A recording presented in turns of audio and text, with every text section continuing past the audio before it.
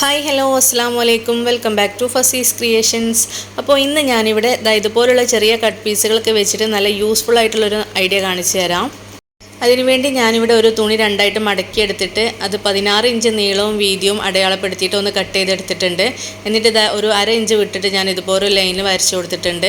ഇനി ഇതിൻ്റെ ഈ ഒരു മടക്കി വെച്ചിട്ടുള്ള ഈ ഒരു ഭാഗം ഉണ്ടല്ലോ, ഇതേപോലെ തന്നെ ഇവിടെ നിന്നോട്ടെ. ബാക്കി 3 ഭാഗത്തിൽ ഒരു ചെറിയ സ്പേസ് മാത്രം വിട്ടിട്ട് ബാക്കിയുള്ള ഭാഗം സ്റ്റിച്ച് ചെയ്ത് കൊടുക്കാം.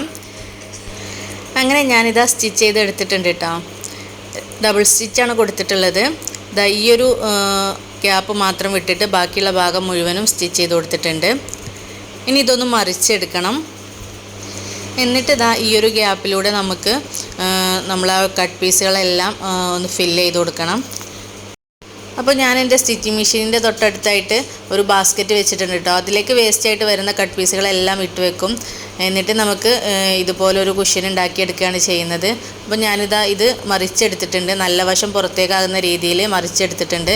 എന്നിട്ട് ആ ഒരു ഗ്യാപ്പിലൂടെ ഇത് നന്നായിട്ട് ഫില്ല് ചെയ്ത് കൊടുക്കുകയാണ്.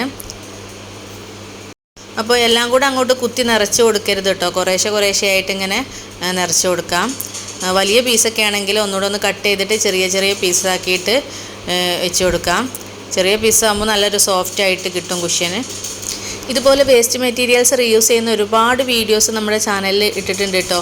വേസ്റ്റ് ക്ലോത്തുകളാണെങ്കിലും വേസ്റ്റ് ബോട്ടിൽസ് ആണെങ്കിലും വേസ്റ്റ് കവറുകളൊക്കെ റീയൂസ് ചെയ്യുന്ന വീഡിയോ നമ്മുടെ ചാനലിൽ ഇട്ടിട്ടുണ്ട് കേട്ടോ. അപ്പോൾ അങ്ങനെയുള്ള വീഡിയോസൊക്കെ നിങ്ങൾക്ക് ഇഷ്ടമാണെങ്കിൽ നമ്മുടെ ചാനൽ ഒന്ന് സബ്സ്ക്രൈബ് ചെയ്യുക. വീഡിയോസൊക്കെ ഒന്ന് കണ്ടു നോക്കുക. അഭിപ്രായങ്ങളൊക്കെ കമൻറ്റ് ബോക്സിലൂടെ അറിയിക്കാം. അപ്പോൾ ഇതുപോലെ ഇങ്ങനെ പൊങ്ങി നിൽക്കുന്ന ഭാഗങ്ങളൊക്കെ ഇതുപോലെ ഒന്ന് കൈ വെച്ചിട്ട് പ്രസ് ചെയ്തിട്ട് ലൂസായി നിൽക്കുന്ന ഭാഗത്തേക്കൊക്കെ ഇതുപോലെ ഇങ്ങനെ ഫില്ല് ചെയ്ത് കൊടുക്കാം. എന്നിട്ട് ഈ ഓപ്പണായിട്ട് നിൽക്കുന്ന ഭാഗം നമുക്ക് സൂചി നൂലും വെച്ചിട്ട് തുന്നി കൊടുക്കാം. അതല്ലെങ്കിൽ സ്റ്റിച്ചിങ് മെഷീനിൽ സ്റ്റിച്ച് ചെയ്ത് കൊടുക്കാം.